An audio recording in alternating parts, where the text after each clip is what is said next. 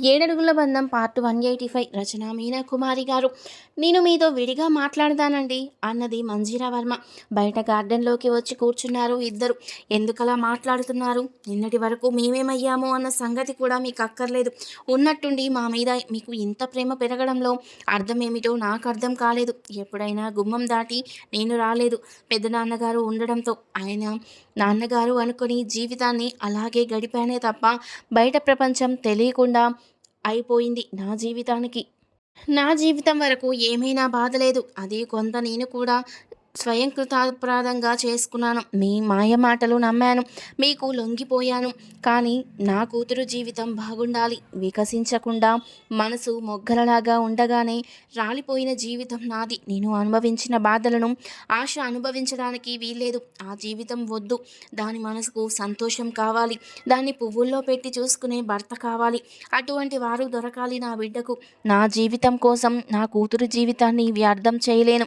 ఇంట్లోనే ఒక మూల కూర్చొని ఎవడో వచ్చిన వాడితో తాళి కట్టించుకొని వాడితో తిప్పలు పడుతూ మీరు తీసుకువచ్చిన గూండా సంబంధాలు చేసి ఎప్పుడు బతికి వస్తాడో లేక చచ్చి వస్తాడో కూడా తెలియని బతుకులు మాకు వద్దు. దయచేసి మీకు ఒక నమస్కారం.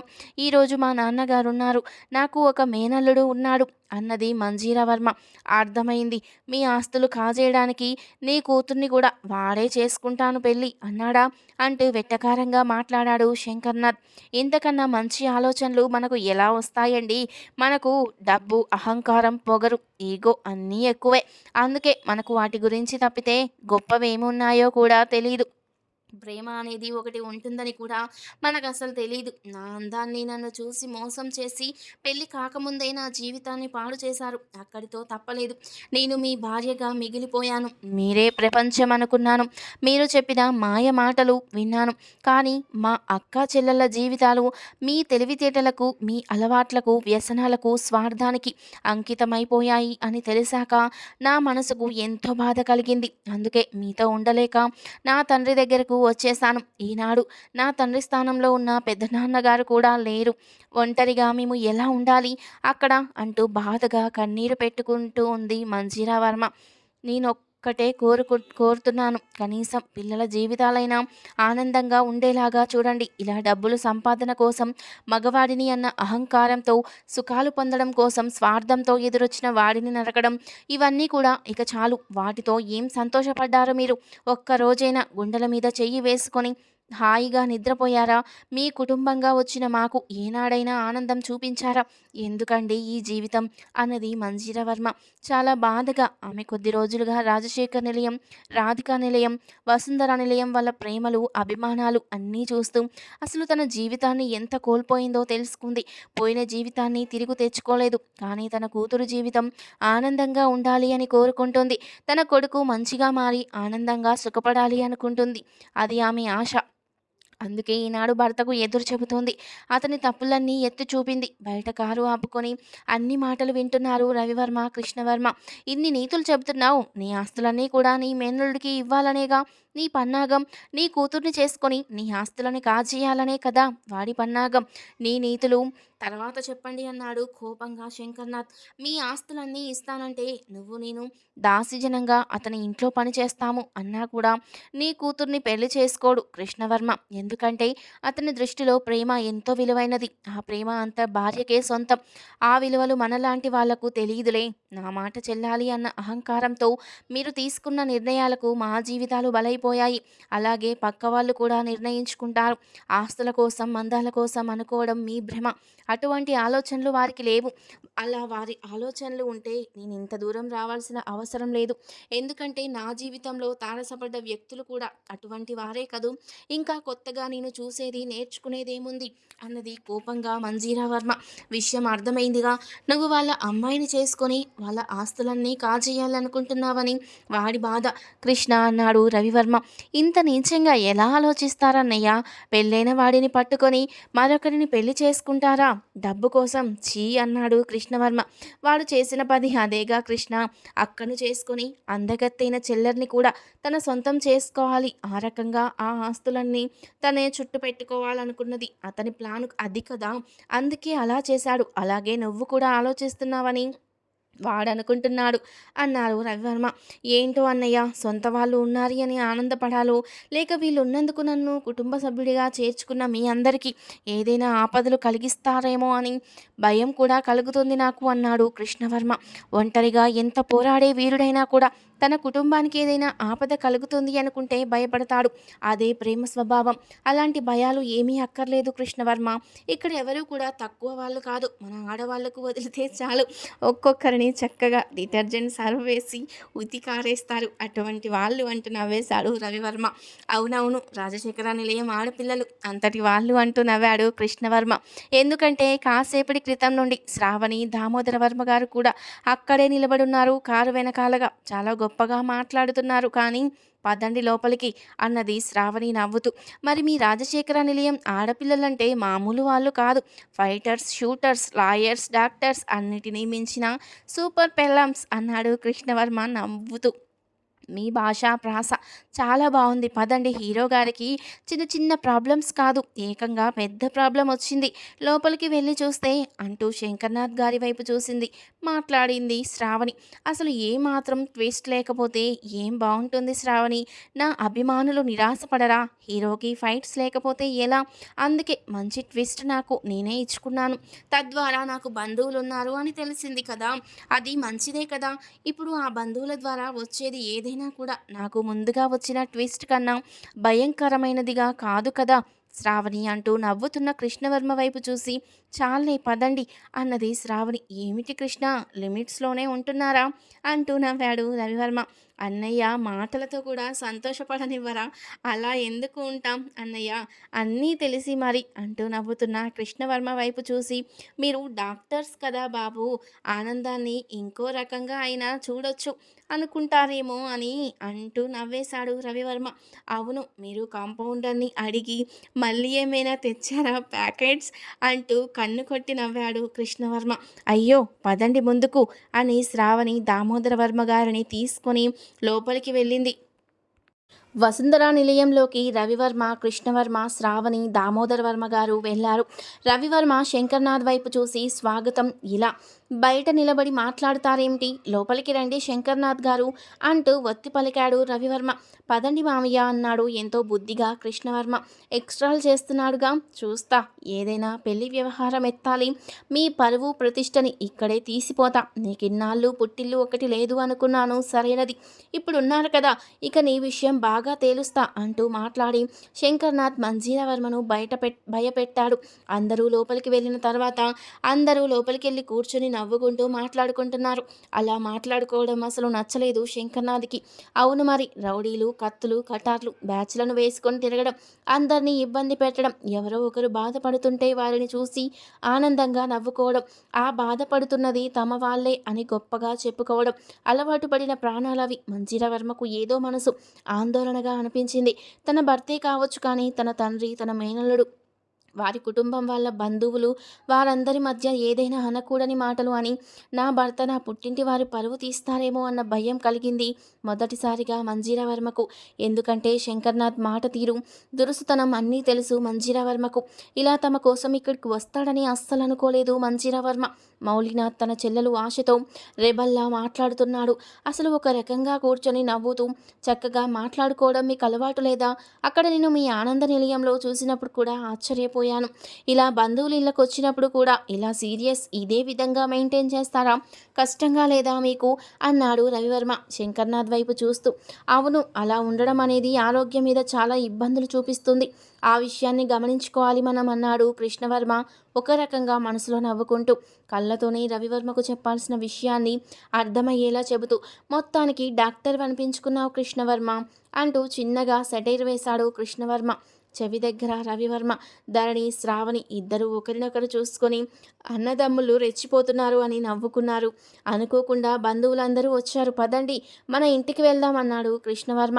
వసుంధరాదేవి గారు మాట్లాడుతూ, నువ్వేమన్నా పరాయి వాడివా ఏమిటి కృష్ణవర్మ? ఇక్కడ అందరూ బంధువులు వస్తే మనకు ఆనందమే కదా. రవివర్మ, నీకెన్నిసార్లు చెప్పాను, కృష్ణవర్మ నా చిన్న కొడుకని, ఆ విషయం వాడికి తెలిసేలా ఎందుకు చెప్పావు నువ్వు అన్నారు వసుంధరాదేవి గారు కావాలని. అమ్మమ్మ అలా అనడం లేదు. నేను కాకపోతే మామయ్య గారు వాళ్ళ అబ్బాయి అందరూ వచ్చారు కదూ! అందుకనే అందరినీ ఇంటికి తీసుకెళ్ళాలనిపించింది. అంతే అన్నాడు కృష్ణవర్మ నవ్వుతూ. కృష్ణవర్మ డబుల్ యాక్షన్ చూస్తున్నట్లు ఉంది. అక్కడేమో నీలాగే ఉన్న ఒకడు స్టైల్‌గా చెల్లెల్ని ఇష్టమొచ్చినట్టు దులిపేస్తున్నాడు. ఇక్కడేమో శాంత రూపంతో నువ్వు చిరునవ్వులు ఒలికిస్తున్నావు. కృష్ణుడు ఎందెందు వెతికినా అందందే కలడు అన్నట్లు ఉంది కాసేపు నాకైతే. ఆహ్! ఆ మౌలీనాథ్‌ని నిన్ను గమనిస్తుంటే అన్నాడు రవివర్మ. కృష్ణవర్మ మాత్రమే ఉన్నాడు. వాళ్ళు అలా చిన్నగా మాట్లాడుకొని నవ్వుకుంటే చిరాగ్గా అనిపించింది శంకర్నాథ్ గారికి. అసలు తను ఎక్కడికైనా వెళ్తే తనను చూసి అందరూ భయపడతారు. ఆడవాళ్ళు అలా కూర్చొని అందరితో కలిసి మాట్లాడడం అనేది అస్సలు నచ్చని విషయం. ఆ శ్రావణి, ధరణి, మంజీరావర్మ అందరూ కూర్చొని వసుంధరాదేవి గారితో మాట్లాడుతూ ఉన్నారు. అలా చూస్తుంటే చాలా చిరాకు. అసలు ఒక సభ్యత, సంస్కారం లేదా? ఆడవాళ్ళు ఎక్కడ ఉండాలో అక్కడే ఉండాలి కదా! తీసుకొచ్చి నెత్తి మీద పెట్టుకుంటారా? ఇంత అలుసిస్తే అసలు ఇల్లు పద్ధతిగా నడుస్తున్నాయా?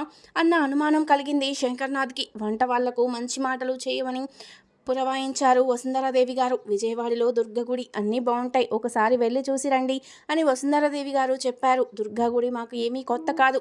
అక్కడ ఒకసారి జరిగిన ఇన్సిడెంట్‌లో మా నాన్నగారు కూడా ఉన్నారు. వాడు బెంగుళూరు నుండి తప్పించుకొచ్చాడు. వాడికొక చెయ్యి నరికి వచ్చారం మా నాన్నగారు అన్నాడు మౌళినాథ్ గర్వంగా. ఒరే బాబు! ఒకేసారి తలనే నరికే దామోదర వర్మ గారి ముందా నీ కుప్పిగంతులు? సరిపోయారు మామగారు ఫ్యాక్షనిస్టు, అల్లుడు గారు కూడా ఫ్యాక్షనిస్టు. అసలొక వయసులో వీళ్ళిద్దరూ కలుసుకుంటే అతని ఊహ చిత్రించుకుంటూ ఉంది. అమ్మో! అనుకున్నాడు రవివర్మ. అతని మనసులో చిత్రం చిత్రీకరించుకుంది. భయంకరమైన పోరాటం. కత్తులు, కటార్లు కదిలి అమ్మో! అంతవరకు ఊహించకపోవడమే మంచిది అనుకున్నారు రవివర్మ గారు. అసలు వీళ్ళని ఇక్కడికి రమ్మని ఎలా చెప్పారు? ఏం కృష్ణవర్మ గారు మీరే రమ్మని పిలిచారా? అన్నాడు వెటకారంగా శంకర్నాథ్ గారు. ఇలా ఆడవాళ్ళందరినీ కూర్చోబెట్టుకొని అందరూ నవ్వుకుంటూ కూర్చోవడం వీళ్ళకి అలవాటు కాబోలు నాన్నగారు అన్నాడు ఎగతాళిగా మౌలి. దామోదర వర్మ గారికి చూస్తుంటే కోపం వస్తుంది. కానీ అల్లుడు అంటే గౌరవించాల్సిన వ్యక్తి. ఆ విషయం అతనికి బాగా తెలుసు. పైగా ఆశ్రమవాసిగా కొంత శాంతమూర్తిగా మారిపోయారు. అందుకే మౌనంగా ఉంటూ చూస్తున్నారు. ఇక మౌలీనాథ్ వాళ్ళ నాన్న చేసిన గొప్పలన్నీ కూడా చెబుతుంటే నవ్వొచ్చింది కృష్ణవర్మకు. అసలు తాతగారికి ఒళ్ళు మండిపోతూ ఉంది. కానీ అల్లుడు గారు కదా ఏమీ అనలేక అవస్థపడుతున్నట్లున్నారు. ఇప్పుడిప్పుడే ఆశ్రమంలో చేరి కృష్ణ భక్తులుగా మారిపోయారు. లేకపోతే ఆయన చేతిలో ఈ పాటికి కత్తి ఉండేదేమో అని నవ్వుకున్నాడు మనసులో దామోదర వర్మ గారు. ఎవరికో ఫోన్ చేసి మాట్లాడారు. అట్టే నేను మాట్లాడాను. పదే పదే రాను. ఉన్న విషయాన్ని కుండ బద్దలు కొట్టినట్లు చెబుతాను వినండి అన్నాడు శంకర్నాథ్ గారు. కుండ బద్దలు కొట్టకుండానే చెప్పండి. ఇబ్బంది ఏమీ లేదు. అయినా కుండ మాత్రం లేదు అన్నాడు రవివర్మ మనసులో నవ్వుకుంటూ. అందరికీ నవ్వొస్తున్నా కంట్రోల్ చేసుకుంటున్నారు. ఆశకు మాత్రం విపరీతంగా నవ్వొచ్చి పక్కకు వెళ్ళి నవ్వుతూ ఉంది. మంజీరావర్మ దామోదర వర్మ గారికి కూతురవడం మంచి విషయమే. మేనల్లుడున్నాడు అని పెళ్ళైన మేనల్లుడికి మళ్ళీ నా కూతుర్ని అడిగితే మాత్రం బాగోదు. అది హెచ్చరించాలని వచ్చాను అన్నాడు శంకర్నాథ్. మీరేమిటి ఇంత చిత్రంగా మాట్లాడుతున్నారు? పెళ్ళైన వాడు మళ్ళీ పెళ్ళి ఎలా చేసుకుంటాడు అనుకున్నారండి మామయ్య గారు అన్నాడు రవివర్మ. ఆనంద్ గారు యశోద దంపతులను రాజాను ఎయిర్పోర్ట్లో దించి అడ్డుగా వచ్చారు. రవివర్మ మెసేజ్ పెట్టడంతో మీకు అలా ఎలా అనిపించింది? ఆ విధంగా నేనేమీ ప్రవర్తించలేదు కదా అన్నాడు కృష్ణవర్మ. అర్థం ఉన్నట్లు మాట్లాడండి. అలాంటి విషయాలు మాట్లాడుకోవడం కానీ ఆలోచనలో రావడం కానీ ఎవరికీ జరగలేదు అన్నది మంజీరావర్మ. లేకపోతే ఇప్పుడు మిమ్మల్ని రమ్మనడానికి కారణమేముంది? తర్వాత రమ్మనొచ్చు, లేకపోతే వాళ్ళే రావచ్చు. అది కూడా భర్తగా నేను ఉండాలి కదా నీ పక్కన. నాకు తెలియకుండా అన్నారు శంకర్నాథ్ గారు. వాళ్ళేమీ రమ్మనలేదు. మేమే వచ్చాము. పద్ధతులు, సాంప్రదాయాలు అన్నీ కూడా నా బిడ్డకు తెలియజేయాలని నాకు పెద్దగా తెలీదు అని తీసుకొచ్చాను అంతే. వాళ్ళు నన్ను రమ్మనలేదు అన్నది మంజీరావర్మ. అయినా మీకు అలా ఎలా అనిపించింది అన్నాడు కృష్ణవర్మ. దాందేముంది కృష్ణ, పొరపాటు పడుతున్నావు. ఇప్పుడు మీ మామయ్య గారు ముందు ఒక పెళ్లి చేసుకొని తర్వాతే మీ మేనత్తను చేసుకున్నారు. సహజంగా గుమ్మడికాయ దొంగే కదా భుజాలు తడుముకునేది అంటారు మన శాస్త్రంలో. అలా తను చేసిన పని నువ్వు కూడా చేస్తావన్న అనుమానం కలిగినట్లుంది. అందుకే కాస్త ఇబ్బంది పడ్డట్టున్నారు. అంతేనా మామయ్య గారు అన్నాడు రవివర్మ. మీరెంతో సందడిగా ఉంటూ సరదాగా మాట్లాడుకుంటారు అనుకుంటే ఇవేమీ మాటలు. పెళ్ళైన వాళ్లకు మళ్ళీ పెళ్ళిళ్ళేమిటి అంటూ కోపంగా మాట్లాడారు ఆనంద్ గారు. అందరూ నటిస్తున్నారు. లేకపోతే ఈ మంజీరావర్మకు ఇన్నాళ్ళు లేనిది ఇప్పుడు కొత్తగా తెలిసిన తండ్రి మీద, మేనల్లుడి మీద అంత ప్రేమ పొంగుకొనొచ్చిందా? కట్టుకున్న మొగుడు మీద, కన్న బిడ్డ మీద లేదు. ఇదంతా వేషాలు. దీనికి నేనంటే గిట్టదు. అందుకే హాయిగా ఉంటుంది. నాతో కలిసి ఉండడం ఇష్టం లేకపోయింది. అంతేకాని నా పిల్లలకు రావాల్సిన ఆస్తిపాస్తులను మరి వేరే వారికి పంచితే మాత్రం నేను ఊరుకోను అనుకున్నాడు శంకర్నాథ్. ఇక దామోదర వర్మ గారు మాట్లాడుతూ, అసలు ఫ్యాక్షనిజం అంటే డబ్బు కోసం, రాజకీయాల కోసం, మెప్పుల కోసం తప్పులు చేయడం కాదు. నా దృష్టిలో పేద ప్రజలను ఆదుకోవడం, లేని వారికి పెట్టడం, ఉన్నవారిని బెదరగొట్టడం, ఇటువంటి పనులు చేసేవాళ్ళం. పేదలను, అమాయకులను ఇబ్బంది పెట్టే మనస్తత్వం మాకు లేదు. ఇక నా మనవడికి రెండో పెళ్లి చేయాల్సిన అగత్యమేముంది? బంగారం లాంటి భార్య. కొన్ని విషయాలపై మీకు అవగాహన లేక ఇలా అనగలిగారు. వాళ్ళిద్దరూ ఒకరినొకరు ప్రేమించి ఇష్టపడి చేసుకున్న పెళ్ళి అది. పెళ్ళంటే బొమ్మలాట కాదు మా దృష్టిలో అన్నాడు దామోదర వర్మ. మీరు అల్లుడు గారయ్యారు.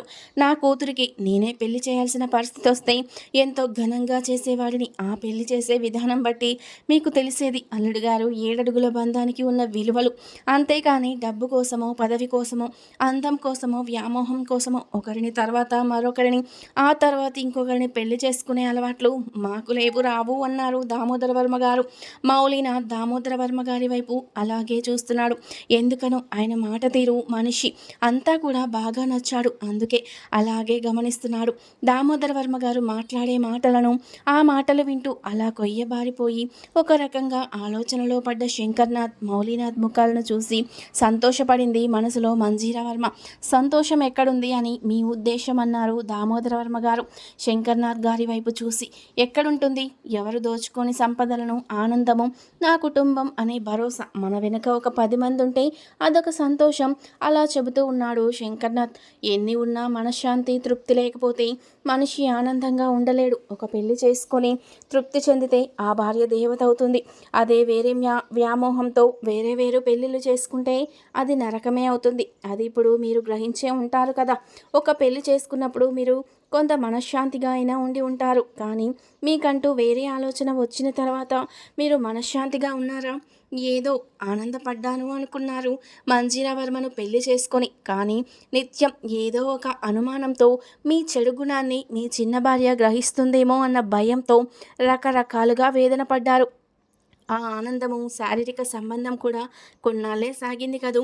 అందువల్ల మీరు పొందినదేముంది గ్రహించారా అన్నాడు దామోదర వర్మ గారు అల్లుడి గారి వైపు చూసి చాలా గౌరవంగా.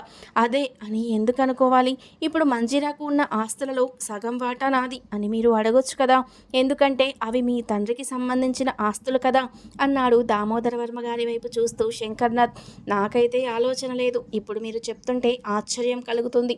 నాకు హక్కు ఉంది ఆ ఆస్తి మీద అని ఇప్పుడే తెలిసింది అంటున్న దామోదర వర్మ గారి వైపు భయంగా అలాగే చూశాడు శంకర్నాథ్. ఇంత వెర్రివాడి ఏమిటిరా? వీడేమీ ఫ్యాక్షనిస్ట్రా? అసలు అన్ని లింక్స్, లూప్స్ అన్నీ వాడే చెబుతూ వాడికి వాడే గొయ్యి తవ్వుకుంటున్నాడుగా అని రవివర్మ చిన్నగా కృష్ణవర్మ చెవిలో అంటే నవ్వుకుంటూ ఉన్నారు ఇద్దరు. తోడల్లుళ్ళు పక్క పక్కన కూర్చొని వారికి వారి భార్యలు కూడా పక్క పక్కన కూర్చున్నారు. ఆశ వాళ్ళ అమ్మ దగ్గర కూర్చొనుంది. ఆశ్చర్యంగా చూస్తుంది. తర్వాత ఏం జరిగింది అనేది నెక్స్ట్ పార్ట్లో తెలుసుకుందాం. వీడియో నచ్చితే లైక్ చేసి సబ్స్క్రైబ్ చేసుకోండి. Thank you for watching.